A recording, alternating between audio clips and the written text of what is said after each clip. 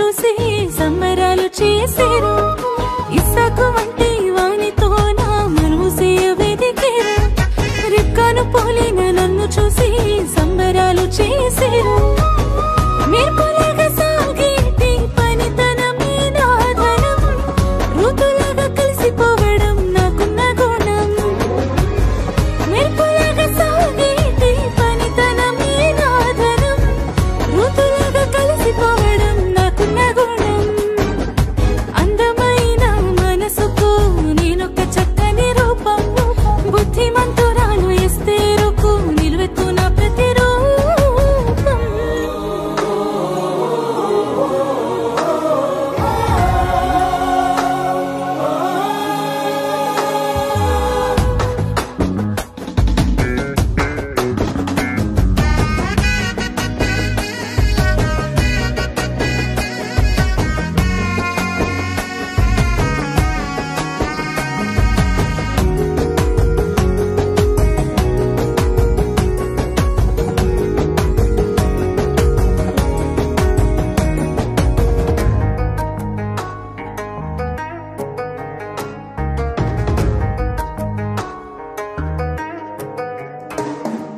శుద్ధమైన మరియమ్మలాగా బుద్ధిగా పెరిగాను.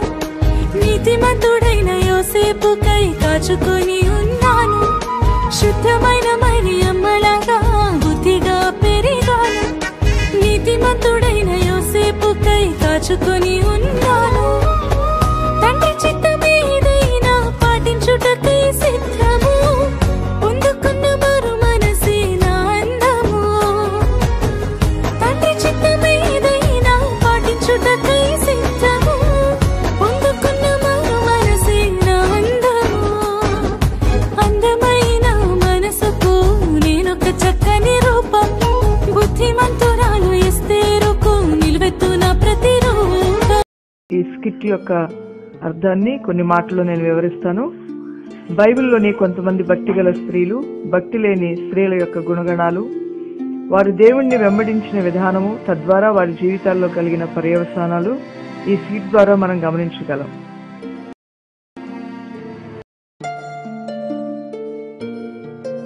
ఎవరు మీరందరూ? ఎందుకిలా నన్ను చూస్తున్నారు? నువ్వు మనిషిలానే మాట్లాడుతున్నావు, కానీ చూడ్డానికి ఉప్పు స్తంభంలాగున్నావేంటి? అదో పెద్ద కథలే. పర్వాలేదు, చెప్పు. నేను బైబిల్లో చెప్పబడిన లోతు భార్యను. మేము సొదొమ గొమొర్రా అనే పట్టణాల్లో నివసించేవారు. ఆ పట్టణాలు బహుగా దేవునికి విరోధంగా పాపం చేయడం వల్ల దేవుడు వాటిని నాశనం చేయాలనుకున్నాడు. అయితే నా భర్తను, నా కుటుంబాన్ని రక్షించాలనే ఉద్దేశంతో దేవుడు దేవదూతల్ని పంపి మమ్మల్ని ఆ ఊరు బయటికి తీసుకుని వచ్చి వెనక్కి తిరిగి చూడకుండా వెళ్ళిపోమన్నాడు. తర్వాత ఏం జరిగింది? నాకు అస్సలు ఆ ఊరు విడిచి వెళ్ళడమే ఇష్టం లేదు. అందుకనే దేవుడు వద్దన్నా వినకుండా వెనక్కి తిరిగి చూశాను. ఉప్పు స్తంభమైపోయాను.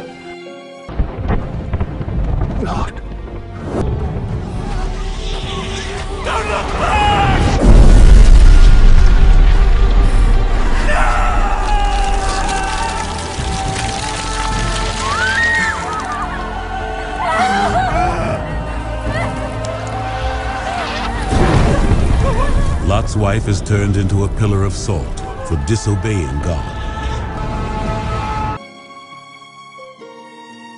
ఓ, ఇది చాలా విచారకరం. నీ జీవితానుభవం ద్వారా నేటి స్త్రీలకు ఏం చెప్పాలనుకుంటున్నావు? దేవుడు మాటకు ఎప్పుడూ విధేయత చూపించాలి. ఆయన మాటను నిర్లక్ష్యం చేసినా, తృణీకరించినా నష్టపోయేది మనమే. అవును, నీ జీవితం అనేక మందికి ఒక హెచ్చరిక లాంటిది. అవును గాని నీవేంటి ఇందాక నుండి ఆ కొండను పట్టుకుని ఉన్నావు? నేను ఇస్సాకు భార్య అయిన రిబ్కాను. ఈ కొండ నాకు ఒక గుర్తు. నీకు ఈ కొండకి ఏమిటి సంబంధం? నేను యథాప్రకారంగా నా కుండ పట్టుకుని నీళ్లు తేవడానికి వెళ్ళాను.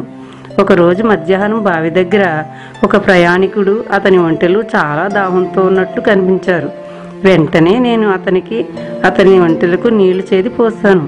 ఆ తర్వాత తెలిసింది ఏమిటంటే అతను మా దగ్గర బంధువైన అబ్రహాం యొక్క దాసుడని.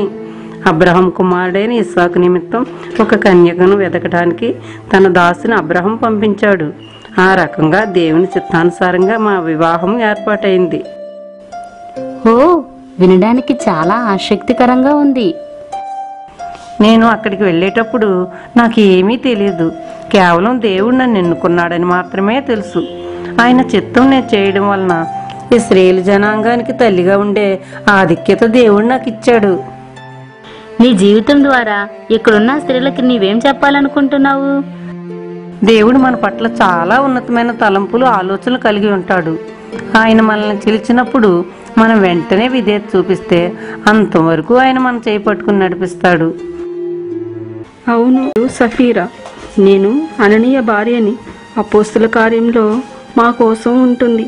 ఆ కాలంలో అనేక మంది తమ యొక్క ఆస్తులన్నీ అమ్మి అపోస్తుల పాదాల దగ్గర పెట్టేవారు. సంఘమంతా తమకు కలిగినది సమిష్టిగా ఉంచుకునేవారు.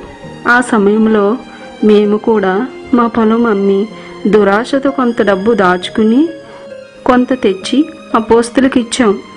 అమ్మిన డబ్బంతా ఇదే అని పరిశుద్ధాత్మ ఎదుట అబద్ధం చెప్పాం. అందువలన నేను, నా భర్త దేవుని శిక్షకు గురి కావలసి వచ్చింది. వింటుంటేనే చాలా భయంగా ఉంది. నీ జీవితం ద్వారా నీవు ప్రజలకు ఏం చెప్పాలనుకుంటున్నావు? దేవునికి యథార్థత అంటే చాలా ఇష్టం. మోసం చేయటం, దేవునితో అబద్ధమాడటం అనేది దేవునికి చాలా అసహ్యమైనది. అందువలన ఎప్పుడు దేవుని ఎదుట, మనుషుల ఎదుట యథార్థంగా ఉండండి. మోసపోకుడి, దేవుడు వెక్కిరింపబడడు. మనుషులు ఏమి విత్తునో ఆ పంటే కోయును. అవును, ఇది ఎంతైనా నిజం. ఇంతకీ నీవెవరు? చూడడానికి నాలానే చాలా సంతోషంగా కనిపిస్తున్నావు. నా పేరు రూతు. నేను మోయాబీయురాలిని. అయినా నా అత్త అయిన నయోమి ద్వారా నేను ఇజ్రాయేలు దేవుని తెలుసుకున్నాను. ఓ, నీ జీవితం కథ చాలా ఆసక్తికరంగా ఉంటుంది. ఇక్కడున్న వారందరి కోసం మరలా చెప్పవా? అలాగే, తప్పకుండా. నా భర్త చనిపోయాక నా స్వదేశాన్ని, నా తల్లిదండ్రుల్ని విడిచి మా అత్తతో కలిసి ఇజ్రాయేలు దేశానికి వచ్చాం. నా జీవితంపై నాకు ఎలాంటి నిరీక్షణ లేదు. కానీ మా అత్తకు దగ్గర బంధువైన బోయాజు అనే వ్యక్తితో నా వివాహం జరిగింది. మోడుబారిన నా జీవితాన్ని దేవుడు మరలా చిగురింపచేశాడు. నా ముని మనవడే దావీదు. దావీదు వంశావళి నుండే మన ప్రభువైన యేసుక్రీస్తు వచ్చారు. నిజంగా అద్భుతం. జీవితంలో ఎలాంటి ఆశ లేని వ్యక్తికి నీవిచ్చే సలహా ఏమిటి? నీవు దేవుణ్ణి నమ్మి ఆయనపైనే ఆధారపడితే ఆయన రెక్కల క్రింద నీవు సురక్షితంగా ఉంటావు. దేవునికి స్తోత్రం. ఆయన నమ్మిన వారందరికీ ఆయన ఆశ్రయదుర్గం. అవును, ఇంతకీ నీ పేరు చెప్పలేదు. నా పేరు మగ్దలేనే మరియా. ఓ, యేసయ్య పునరుద్ధానుడై మొట్టమొదట కనిపించింది నీకే కదూ. నీవెంత ధన్యురాలివి. అవును, యేసయ్యని నేను కలిగి ఉండడం, ఆయన్ని చూడటం నిజంగా ధన్యమే. అయితే యేసయ్య నా జీవితంలోనికి రాకముందు నేను చాలా పాపాల్లో జీవించేదాన్ని. అయితే ఆయన నాలో ఉన్న దురాత్మలు వెళ్ళగొట్టి నా జీవితాన్ని పరిశుద్ధపరిచారు, నన్ను క్షమించారు. ఆయన ప్రేమను నేను మర్చిపోలేను. ఆయన లేకుండా నేను జీవించనూ లేను. ఈ స్కిట్ ఇప్పటి వరకు కూడా మీరు చూశారు కదా.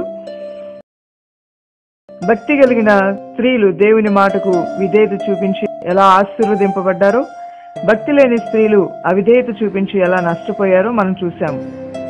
కాబట్టి మనం మాటలోనూ, తలంపులోనూ, ప్రవర్తనలోనూ, అన్ని విషయాల్లోనూ యోగ్యమైన జీవితం జీవిస్తూ ఉంటే దేవుడు మనల్ని తగిన సమయంలో హెచ్చించి అనేక మందికి ఆశీర్వాదకరంగా మారుస్తాడు. God bless you.